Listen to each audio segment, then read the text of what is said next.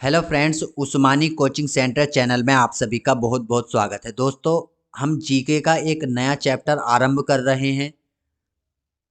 भारत का इतिहास एवं स्वतंत्रता आंदोलन। तो फ्रेंड्स, यहाँ पर आप सबसे पहले प्राचीन भारत के बारे में सीखेंगे।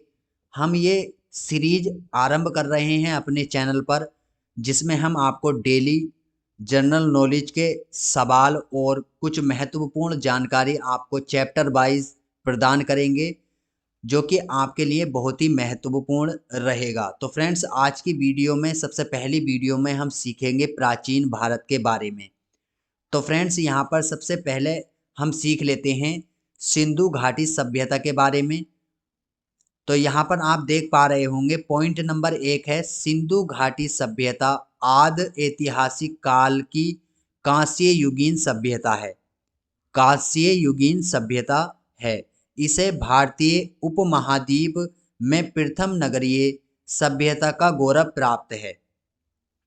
तो फ्रेंड्स, उसके बाद यहाँ पर नेक्स्ट टॉपिक है हमारा। देखिए, नेक्स्ट पॉइंट है कार्बन डेटिंग पद्धति के अनुसार इसका कार्यकाल 2350 ईसा पूर्व से 1750 ईसा पूर्व तक माना जाता है। तो देखिए, इसका जो कार्यकाल है 2350 ईसा पूर्व से 1750 ईसा पूर्व माना जाता है।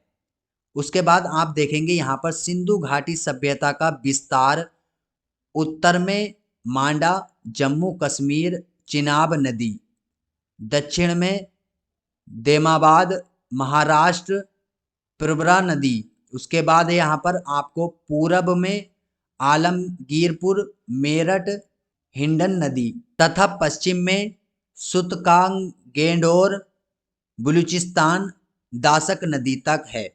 तो इसका विस्तार भी आपने देख लिया। उत्तर में मांडा जम्मू कश्मीर चिनाब नदी तक, और यहाँ दक्षिण में देमाबाद महाराष्ट्र प्रवरा नदी तक, और पूरब में आलमगीरपुर मेरठ हिंडन नदी तक, और पश्चिम में सुतकांगेडोर बलूचिस्तान दासक नदी तक है। नगर नियोजन के बारे में हम देख लेते हैं। पॉइंट नंबर 1 है मोहनजोदड़ो से प्राप्त बृहत स्नानागार एक प्रमुख स्मारक है, जिसके मध्य में एक स्नान कुंड है जो 11.88 मीटर लंबा, 7.01 मीटर चौड़ा एवं 2.43 मीटर गहरा है। तो देखिए फ्रेंड्स, मोहनजोदड़ो में प्राप्त एक बृहत स्नानागार एक प्रमुख स्मारक है, और जिसका आकार लंबाई तो है यहाँ पर 11.88 और चौड़ाई है 7.01 एवं 2.43 मीटर गहरा है। और दूसरा पॉइंट है यहाँ पर, यहाँ घरों के दरवाजे और खिड़कियाँ मुख्य सड़क की ओर न खुलकर पीछे की ओर खुलते थे। जैसे कि आज के ज़माने में दरवाजे के साथ ही खिड़कियों का मुख्य द्वार होता है, उस तरह पहले नहीं था। अपवाद लोथल नगर के घरों के दरवाजे मुख्य सड़क की ओर न खुलते थे, मतलब कि घर के पीछे से मुख्य द्वार हुआ करते थे। और इसका जो नेक्स्ट पॉइंट है यहाँ पर, हड़प्पा सभ्यता में प्रयोग की जाने वाली ईंटों की लंबाई चौड़ाई तथा ऊंचाई 4:2:1 में हुआ करती थी।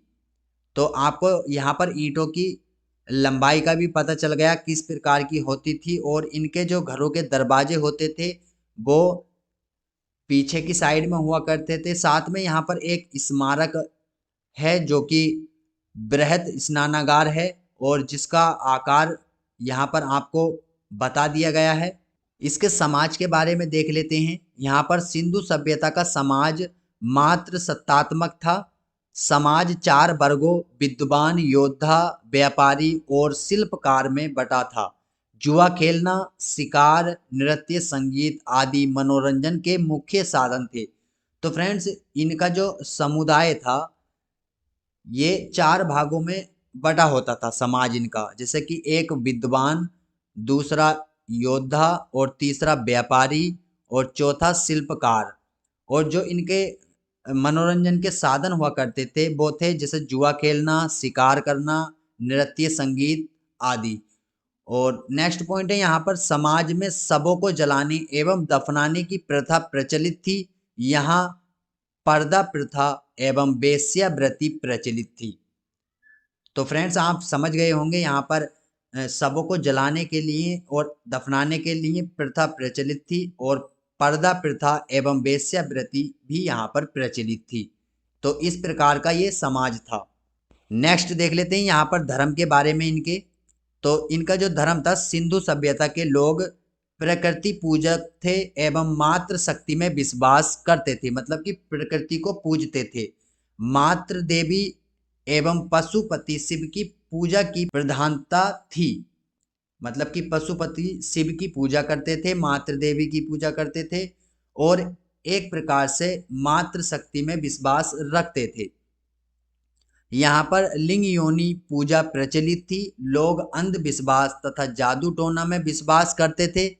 एक श्रृंगी पशु पवित्र था, मतलब कि इनकी सभ्यता में एक सींग का पशु पवित्र माना जाता था। नेक्स्ट पॉइंट है यहाँ पर अग्नि कुंड का साक्ष्य कालीबंगा। देखिए यहाँ पर ये बहुत ही महत्वपूर्ण है, अक्सर एग्जाम में पूछा जाता है कालीबंगा का साक्ष्य क्या है। तो अग्नि कुंड का साक्ष्य जो है कालीबंगा से प्राप्त हुआ था। स्वास्तिक चिन्ह हड़प्पा सभ्यता की देन है। जो स्वास्तिक चिन्ह है वो हड़प्पा सभ्यता की देन है। इनकी अर्थव्यवस्था के बारे में हम जान लेते हैं। इस सभ्यता में कृषि अर्थव्यवस्था का मुख्य आधार थी। गेहूं, जौ, मटर, कपास प्रमुख फसल थी। कपास को सिंडोन कहा जाता था। माप तोल के मानकीकरण को स्थापित किया था। फुट तथा क्यूबिक की जानकारी लोगों को थी। माप के लिए दशमलव प्रणाली का प्रयोग किया जाता था। सिंधु सभ्यता में वस्तु विनिमय प्रणाली प्रचलित थी। तोल की इकाई संभवतः 16 के अनुपात में थी। मेसोपोटामिया के साक्ष्यों में हड़प्पा स्थलों के लिए मेलुहा शब्द का प्रयोग किया जाता था। तो देखिए यहाँ पर मेसोपोटामिया के साक्ष्यों में हड़प्पा स्थलों के लिए मेलुहा शब्द का प्रयोग किया गया है। आंतरिक तथा विदेशी व्यापार प्रचलन में था, मतलब कि यात्री जो थे आंतरिक और व्यापारी जो विदेशी थे वो भी यहाँ पर आ जा सकते थे।